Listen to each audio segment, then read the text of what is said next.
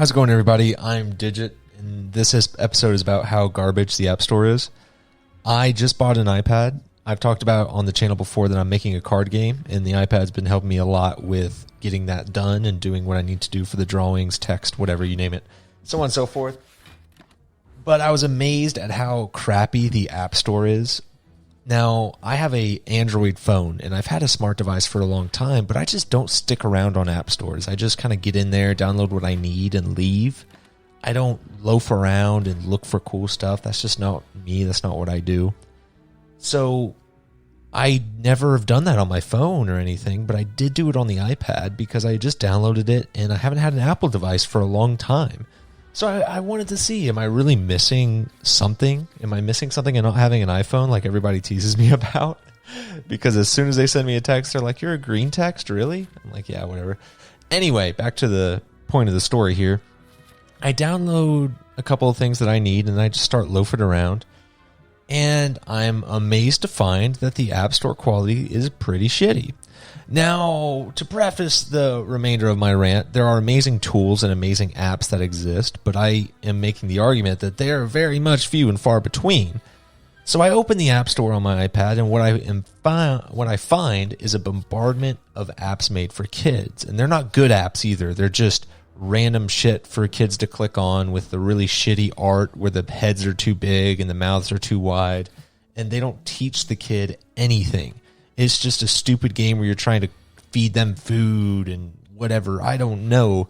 But the App Store is just chock full of shit like that. Just awful apps that are a clickbait for children. And I could throw that to the side if they actually taught the kids something. And I'm sure you can make the argument that they are.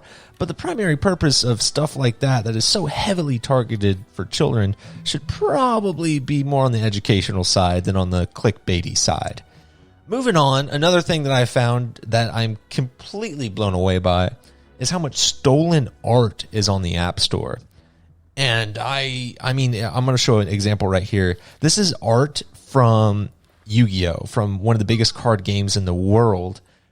And it's just a random App Store game. Just that popped up in my recommended. Really weird, right? I also saw random stuff like the wife from American Dad as a pinup. That was the app's little dot, their little profile. And it was just like shit like that everywhere. Just stolen art and stuff from other games. And it's amazing to see how that gets past Apple, because you see news stories about Apple taking stuff off the App Store and wanting to be stricter about how they approve apps. And yet all this stuff gets by, the stolen work. Just incredible. And then finally, the last thing that's really irked me about the apps that I've tried out so far is that they're all stuck behind either A, a paywall, or B, a massive roll of ads.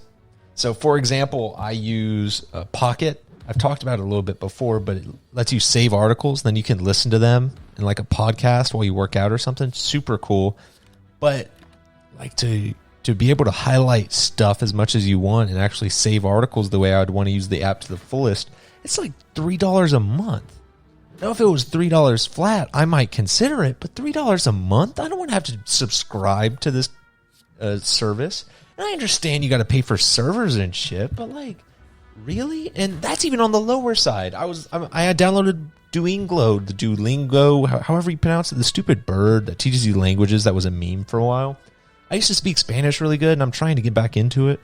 And I have to click through like 3 ads at the end of a lesson. Most of them are okay. I mean, it's primarily them trying to push their premium. But I mean, why?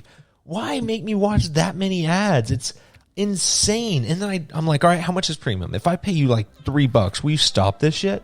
No, it's like $20 a month.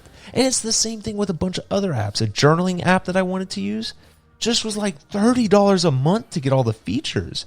And that's becoming a consistent thing with popular apps, is that they give you a little bit, but to really use it, you don't have to buy the app. You have to use a subscription. And that really pisses me off, because great apps I will pay for, but I won't subscribe to pay for them. Like I don't even use Adobe products really, because I hate having a subscription-based service for software. I think it's stupid. I'll pay for it, But a subscription-based software is just, that's a little too much for me. Now, I did hate on Apple a lot. I'm sure the same thing exists on the Google Play Store, but just think about that shit, folks. Think about how shitty a lot of the stuff exists on the App Store, and yet how successful it is when it comes to content, and how I don't get it. And that's just a couple observations I made. So I thought it was video worthy about how shitty some of this stuff is. A lot of it's going to be on screen. But yeah, thanks for checking out the video. Y'all have a great day. I will see y'all later.